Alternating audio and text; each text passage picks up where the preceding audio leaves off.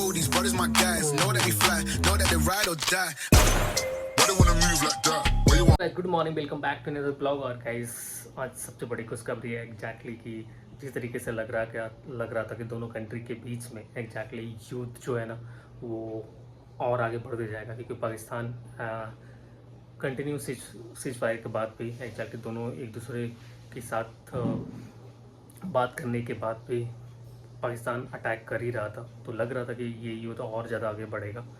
But अब जाके थोड़ा सा सहमति दोनों के बीच में हुआ है और ये युद्ध स्टॉप हो गया है एक पॉइंट पे आके। और एक्चुअली जो भी अभी भी मतलब कुछ चीज़ चल रही है जो इंडिया अपना डिमांड रखेगा पाकिस्तान से कि हमें यही कुछ चीज़ें, अभी तो ये चैप्टर क्लियर नहीं है वो चीज़ें, जैसे पॉप को लेकर हो रहा है, आतंकवाद को लेकर हो रहा है कि कुछ आतंकवादी का नाम दिया गया है जिसको इंडिया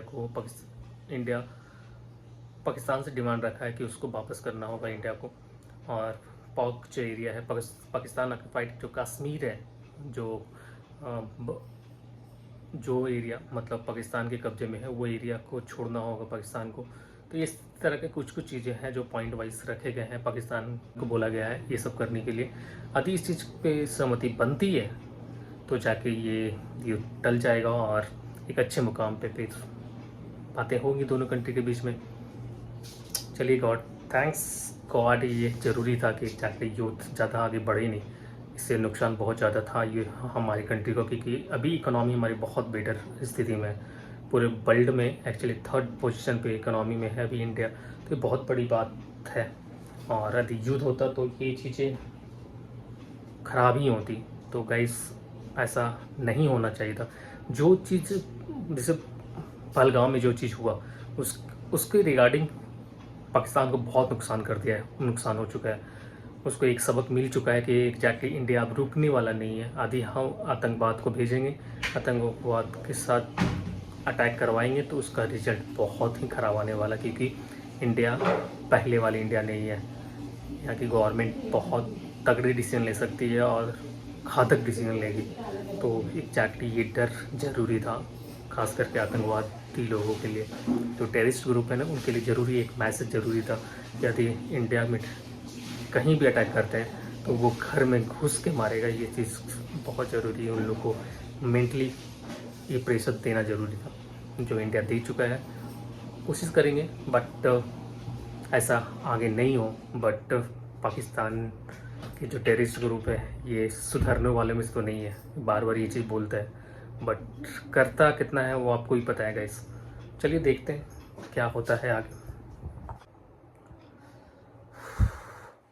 गाइस अभी सावर लेके आया हूँ और एग्जैक्टली बहुत ही ज़्यादा गर्मी हो रहा है। ये 2 दिन से इतनी ज़्यादा गर्मी हो रही है कि नहाने का कोई मतलब ही नहीं उड़ रहा है भाई। नहाने के बाद भी लग रहा है एकदम पूरा पसीने पूरा बॉडी एकदम स्वेटिंग से भर जा रहा है, हालत एकदम ख़राब है। पता नहीं एक्चुअली तो थोड़ा सा बीच में जब बारिश हो रही थी तो मौसम ठीक हो गया था, बट फिर से एग्जैक्टली बारिश हो नहीं रही है, तो कंटिन्यू बहुत ज़्यादा ही गर्मी है, मतलब एक्सेस। तो गाइस अभी मैं निकल रहा हूँ एक रिंग सेरेमनी में। एक्चुअली सुजीत भैया कॉल आ रहा है बाहर और वो एक्चुअली वो वेट कर रहे हैं, और अभी हम लोग निकल रहे हैं। एक्चुअली एक जिम वाले बंदे का ही आज रिंग सेरेमनी है, तो हम लोग को ज़्यादा दूर नहीं जाना है, बट एग्जैक्टली यहाँ से 5 से 6 किलोमीटर है, तो निकलते हैं। एक्चुअली वो बहुत देर से वेट कर रहे हैं, जल्दी से हम इसी गाइस कपड़े पहनते हैं और फिर निकलते हैं। आपसे मिलते हैं। एक्चुअली रिंग सेरेमनी है एग्जैक्टली हॉल में जहाँ पे हो रहा है ये, तो चलिए मिलते हैं। कोई नहीं दिख रहा।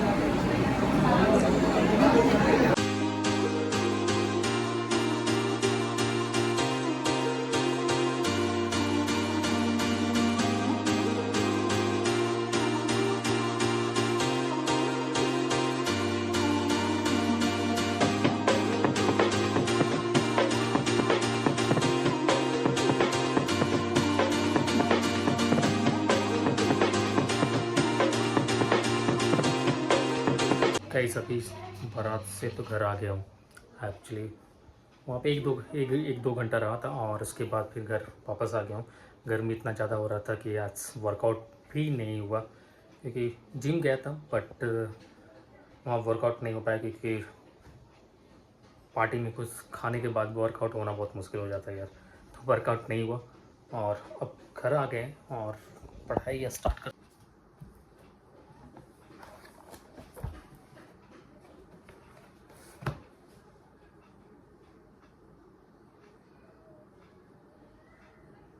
गाइस अभी मैं बायो पढ़ रहा हूँ और बायो साइंस में एग्जैक्टली आपको जब तीनों पोर्शंस जो हमारा फिजिक्स केमिस्ट्री और मैथ्स है, फिजिक्स केमिस्ट्री और मैथ है, तीनों में से सबसे ज़्यादा जो अभी इम्पॉर्टेंट है ना वो है हमारा बायो, क्योंकि बायो से क्वेश्चन अब बहुत ज़्यादा आने लगा है।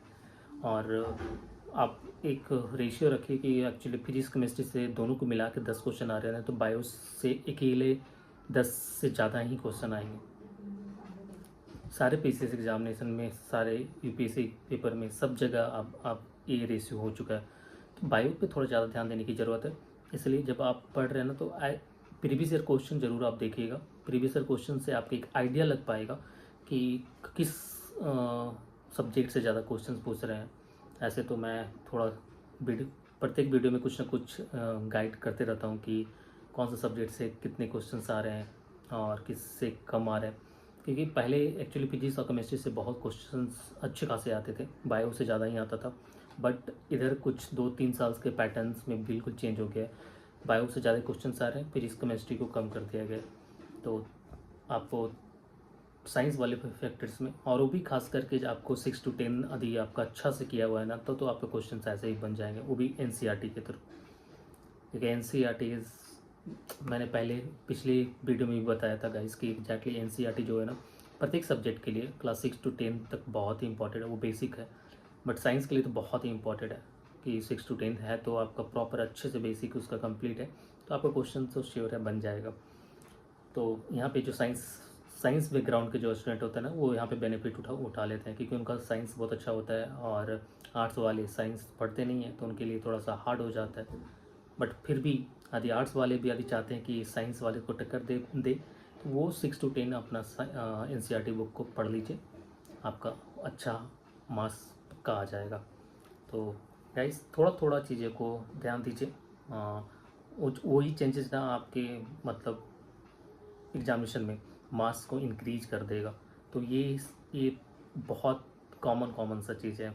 ऐसा नहीं है कि एग्जैक्टली आपको बहुत ही ज़्यादा, एक्चुअली कुछ है कि अब केमिस्ट्री पे बहुत ज़्यादा ध्यान देंगे। जैसे मैथ का श्योर है कि बीपीएससी में एग्जैक्टली है कि मैथ और रीजनिंग में मिला दोनों को हम कंबाइन करते हैं तो 10 क्वेश्चंस होंगे। कभी रीजनिंग का ज़्यादा आ जाता है, कभी मैथ्स का आ जाता है, बट अब दोनों को हम स्किप भी नहीं कर सकते हैं, क्योंकि रीजनिंग और मैथ का कम से कम भी तो कितना भी नहीं तो 6-7 क्वेश्चन तो ऐसे ही सॉल्व हो जाता है। वो 3-4-5 जो क्वेश्चन होते हैं नेक्स्ट टाइम उसको सॉल्व करने के लिए थोड़ा सा मेहनत की ज़रूरत होती है। यदि आप करना चाहते हैं तो कर लीजिए, यदि नहीं करना चाहते तो छोड़ दीजिए ना, ज़रूरी थोड़ी है उसको करना, क्योंकि आपको लाना कितना है। एक्चुअली 150 में आपको अप्रॉक्स जो मार्क्स जाता है ना 110-12 तक ही जाता है, इससे ये मैक्सिमम मैं बता रहा हूँ। तो आपको और भी जो सब्जेक्ट है उससे आपका आ जाएगा, आप यदि 10 नंबर छोड़ भी देते हैं तो इस तरीके से आप अपना एक कैलकुलेशन निकालिए कि कौन सा सब्जेक्ट अच्छा है आपका, उसमें आपको फुल मार्क्स आ जाएगा। कौन सा सब्जेक्ट आपका वीक है उस पर काम कीजिए, आपका रिजल्ट 100% होगा।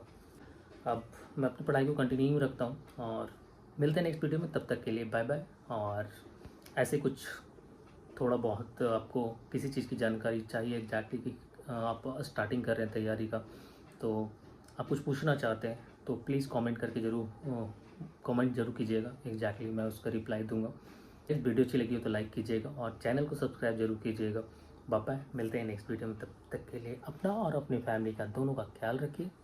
और ये गर्मी देख रहे हैं भाई कितना, अभी फिर से सावर में लेके आया हूँ, फिर भी लग रहा है कि स्वेटिंग, हालत ख़राब हो गई।